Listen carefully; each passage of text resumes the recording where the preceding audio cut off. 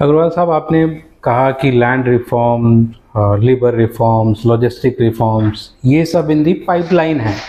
तो हम कब तक ये शुरुआत, जो नेक्स्ट फेज ऑफ रिफॉर्म्स जो है वो कब तक देख सकते हैं?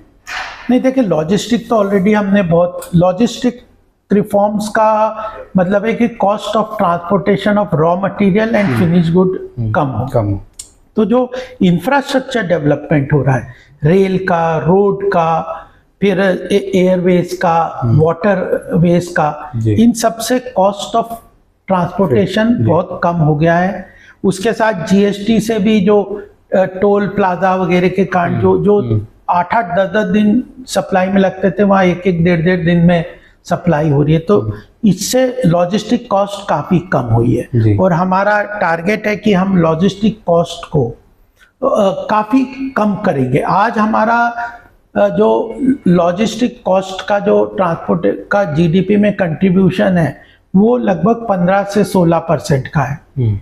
हमारा टारगेट है कि इसको जीडीपी का कंट्रीब्यूशन हम रिड्यूस करके 10% के नीचे ले आएंगे, तो हमारी लॉजिस्टिक कॉस्ट ऑलमोस्ट 60% से कम होने की उम्मीद। तो इस तरह के टारगेट हम लेके चल रहे हैं इंफ्रास्ट्रक्चर में।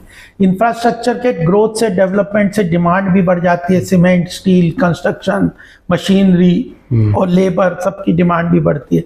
तो मल्टीपल प्रोंग्ड एक जो इसमें इम्पैक्ट हो रहा है।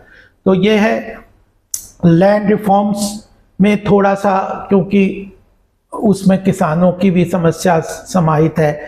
फिर लैंड जो इशू है वो स्टेट का इशू है, सेंटर का उसमें बहुत से नहीं होता।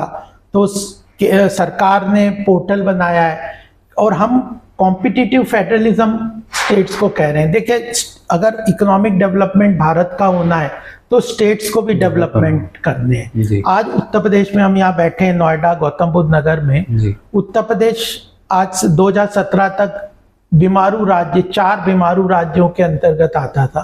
आज ईज ऑफ डूइंग बिजनेस में दूसरे पायदान में पूरे देश में हो गया है। तो इनका कंट्रीब्यूशन बढ़ेगा और योगी जी ने अपना टारगेट रखा है कि आज हम 8% देश की जीडीपी को कंट्रीब्यूट कर रहे हैं, इसको 20% पे ले जाएंगे। तो स्टेट को अपने कॉम्पिटिटिव लेवल पे अपने को बढ़ाना है और हमने इसको कॉम्पिटिटिव फेडरलिज्म करें। आप आंध्रा में देखिए कितनी तेजी से अब डेवलपमेंट हो रहा है जब से चंद्रबाबू नायडू आए। नहीं तो आंध्रा में काफी रुक गई थी चीजें। आज वहाँ पे इन्वेस्टमेंट पावर में भी हो रहा है, इंफ्रास्ट्रक्चर में भी हो रहा है, रोड्स में भी हो रहा है, इंडस्ट्रीज भी लग रही हैं।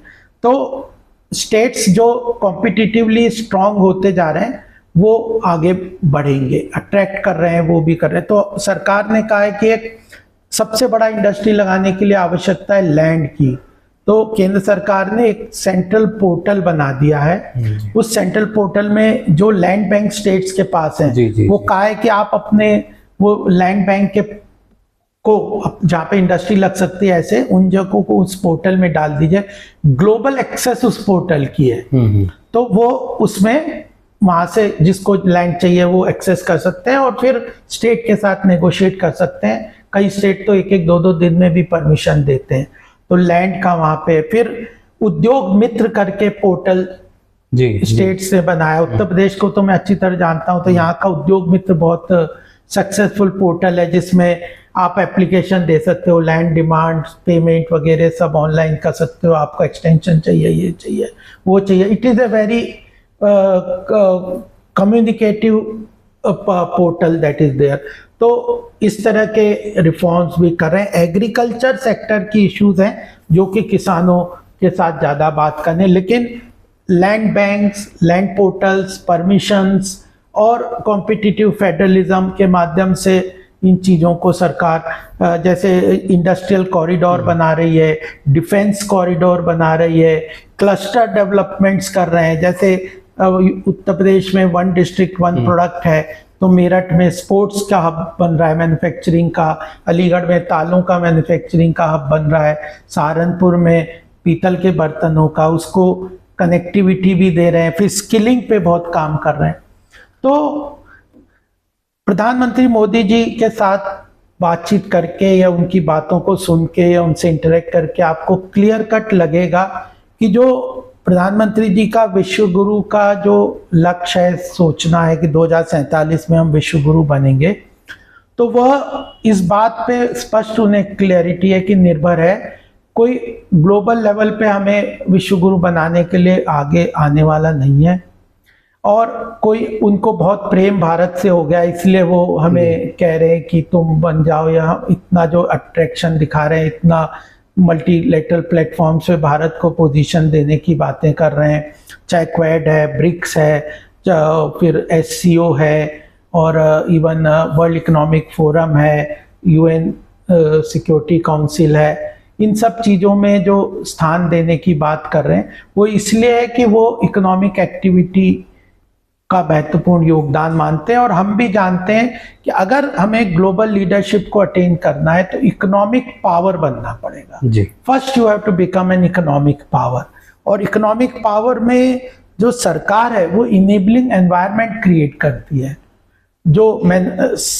जो यहाँ के सिटीजन हैं, एंटरप्रेन्योर्स हैं, सेल्फ एम्प्लॉयड लोग हैं, जो महिलाएं हैं, युवा है, किसान हैं, MSME सेक्टर है, लार्ज इंडस्ट्रीज हैं, इन सबको आगे आके उन योजनाओं और उन फैसिलिटीज़ को लेके आगे बढ़ना होगा। अग्रवाल साहब, आपने काफ़ी बताया कि इकोनॉमी कैसे काम कर रही है। एक बड़ी बात लगातार हो रही है कि छत्तीसगढ़, महाराष्ट्र और आंध्र प्रदेश के जिन हिस्सों में नक्सल बेल्ट जिसको बोला जाता था, वहाँ से काफ़ी हद तक नक्सलिज्म खत्म हो रहा है। बस्तर, दंतेवाड़ा और महाराष्ट्र का जो हिस्सा था वहाँ पे आपकी सरकारें भी हैं, तो वहाँ पे आप किस तरह का, वो बड़ा एरिया है जहाँ पे काफ़ी रिच माइनिंग रिसोर्सेज हैं और इंडस्ट्री के लिए काफ़ी इंपॉर्टेंट प्लेस है, कैसे देखते हैं आप अगले आने वाले टाइम में ये हिस्से कैसे डेवलप होंगे? देखिए, नेचर ने भारत को काफ़ी चीज़ें अबंडेंटली दी हुई हैं जी। Water, solar power, minerals, Orissa देखो कितना मिनरल्स हैं, अपना झारखंड कितने बड़े मिनरल्स हैं, बिहार में भी काफ़ी है, कोल है, ये है। कुछ मिनरल्स हमारे पास नहीं है, बॉक्साइट है, और सब चीज़ें हैं। तो ये चीज़ें हैं कि अबंडेंट रिसोर्सेज नेचर ने भारत को दिए हुए हैं। उन रिसोर्सेज को जो डेवलप करके उनको आगे बढ़ाना, ऑयल भी काफ़ी जगह से मिल रहा है, नेचुरल गैस भी मिल रहा है। तो ये जो चीज़ें हैं, इस चीज़ पे सरकार अभी एक बिल भी इस मॉनसून सेशन में आ रहा है, माइंस एंड मिनरल बिल इस सेशन में आएगा, सरकार पेश करना चाहती है। क्योंकि आपने बताया जैसे कि ये जो रेयर अर्थ मेटल्स हैं, मिनरल्स हैं, इन चीज़ों की सप्लाई कुछ कंट्रीज के पास बहुत है, तो वो सप्लाई डिसरप्शंस कर देती हैं कंट्रोल करने के लिए। तो भारत अपने आप इनको एक्सप्लोरेशन के लिए, इनके डेवलपमेंट के लिए, इनके इंडस्ट्रियल यूज़ के लिए, उनको वो वाइबल इकोनॉमिक वाइबिलिटी उनको बढ़ाने के लिए काम कर रहा है। तो उस तरह के ये माइंस मिनरल बिल में इन सब चीज़ों के बारे में काफ़ी सरकार एक्सप्लोरेशंस वगैरह के लिए, जियो टैगिंग, जियो सर्वे, ये सब करने के लिए अंडर अर्थ के रिसोर्सेज को आइडेंटिफाई करके डिस्ट्रिक्ट लेवल पे पूरा उनका सर्वे करके उसका कॉन्सेप्ट करते, ये सब चीज़ें लेके आ रही हैं। लेकिन एक चीज़ और मैं यहाँ पे कहना चाहता हूँ कि कुछ लोगों को लगता है कि जिसके पास नेचुरल रिसोर्सेज, मिनरल्स हैं, वो कंप्लीटली रोक के वो करे, ऐसा नहीं है जी। आज चाइना को भी ट्रेड की उतनी आवश्यकता है जितनी हमें आवश्यकता है। तो कहीं ना कहीं कुछ चीज़ों में हमारे जो इंटरेस्ट है वो अलाइन हो जाएंगे, और वो ये तो नेगोशिएशन और बार्गेन है। बिजनेस में कोई किसी का परमानेंट दोस्त नहीं है, कोई किसी का परमानेंट दुश्मन नहीं है जी।